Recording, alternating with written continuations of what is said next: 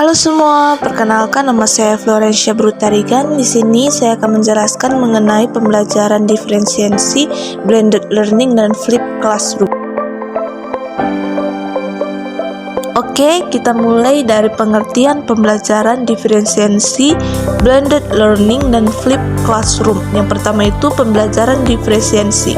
Pembelajaran diferensiasi adalah strategi pengajaran yang menyesuaikan proses belajar dengan kebutuhan, minat, kesiapan, dan gaya belajar siswa. Tujuannya adalah memastikan siswa mendapatkan pengalaman belajar yang sesuai dengan potensinya. Yang kedua itu blended learning. Blended learning atau pembelajaran campuran adalah metode yang menggabungkan tatap muka langsung dengan pembelajaran daring atau online. Pendekatan ini memberikan fleksibilitas waktu dan tempat, serta memungkinkan siswa belajar secara mandiri dan kolaboratif. Yang ketiga itu flip classroom. Flip classroom atau kelas terbalik adalah model di mana materi disampaikan sebelum pertemuan kelas, biasanya dalam bentuk video atau modul daring. Di kelas, siswa lebih fokus pada diskusi, pemecahan masalah, dan praktik. Kita masuk lagi ke ciri-ciri pembelajaran diferensiasi, blended learning, dan flip classroom.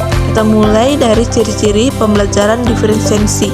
Yang pertama itu disesuaikan dengan kebutuhan, minat, dan kesiapan belajar siswa. Yang kedua itu fleksibel dalam hal materi, proses, dan penugasan.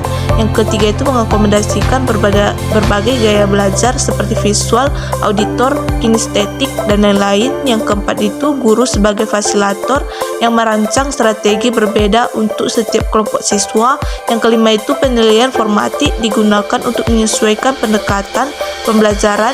Yang keenam itu memberikan pilihan kepada siswa dalam cara menyelesaikan tugas. Kita masuk lagi ke ciri-ciri blended learning. Yang pertama itu kombinasi tatap muka dan pembelajaran daring atau online. Yang kedua itu memberikan fleksibilitas waktu dan tempat bagi siswa. Yang ketiga itu menggunakan teknologi digital seperti video, platform pembelajaran, e-modul. Yang keempat itu siswa bisa belajar secara mandiri maupun kolaboratif. Yang kelima itu guru berperan sebagai pembimbing dan pengelolaan pembelajaran digital. Yang keenam itu hasil belajar dapat dipantau secara real tim melalui sistem daring. Kita masuk lagi ke ciri-ciri flip classroom. Yang pertama itu materi disampaikan sebelum kelas, biasanya dalam bentuk video atau modul. Yang kedua itu kegiatan tatap muka difokuskan pada diskusi, latihan, dan pemecahan masalah. Yang ketiga itu mendorong siswa untuk belajar mandiri dan aktif. Yang keempat itu waktu kelas digunakan lebih efektif untuk interaksi dan pendalaman materi. Yang kelima itu guru membimbing langsung selama proses diskusi atau praktik. Yang keenam itu membutuhkan akses teknologi untuk pembelajaran pra-kelas.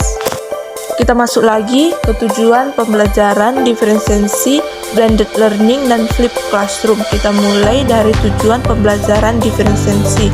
Yang pertama itu memenuhi kebutuhan belajar individual setiap siswa. Yang kedua itu meningkatkan keterlibatan dan motivasi siswa dalam belajar. Yang ketiga itu memberikan kesempatan yang adil bagi semua siswa untuk mencapai kompetensi.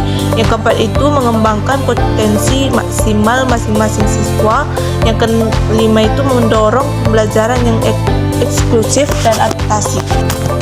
Kita lanjut lagi ke tujuan blended learning. Yang pertama itu menggabungkan kelebihan pembelajaran tatap muka dan daring. Yang kedua itu memberikan fleksibilitas belajar dari segi waktu, tempat, dan kecepatan. Yang ketiga itu meningkatkan akses terhadap sumber belajar digital. Yang kelima itu memfasilitasi pembelajaran mandiri dan berbagai teknologi. Yang kelima itu membantu guru melaksanakan pemantauan dan penyesuaian pembelajaran secara lebih efektif.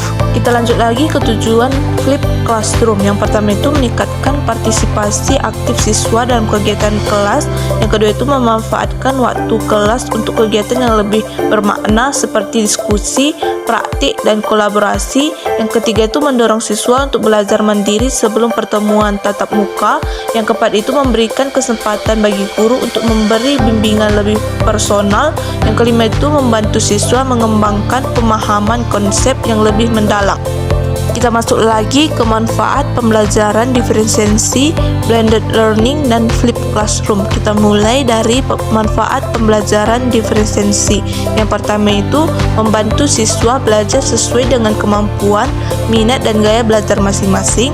Yang kedua itu meningkatkan motivasi dan kepercayaan diri siswa karena pembelajaran lebih relevan. Yang ketiga itu mengurangi kesenjangan hasil belajar antara siswa.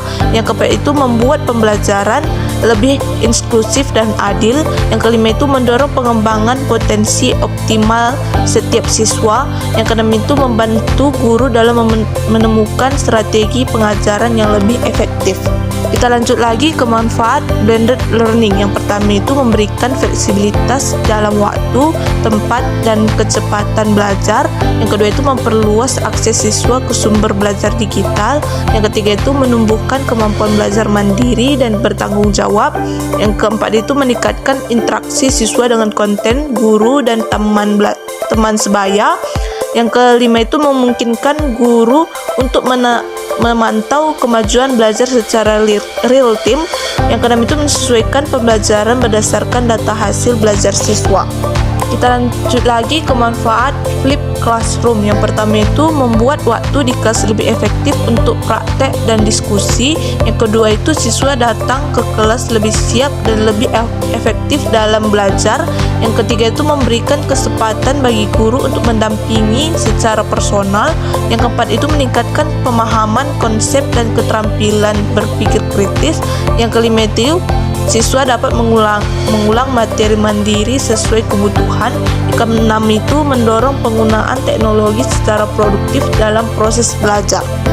Kesimpulannya itu, dalam menghadapi tantangan pendidikan abad ke-21, pendekatan pembelajaran seperti pembelajaran diferensiasi, blended learning, dan flipped classroom menjadi solusi inovatif yang relevan dan efektif.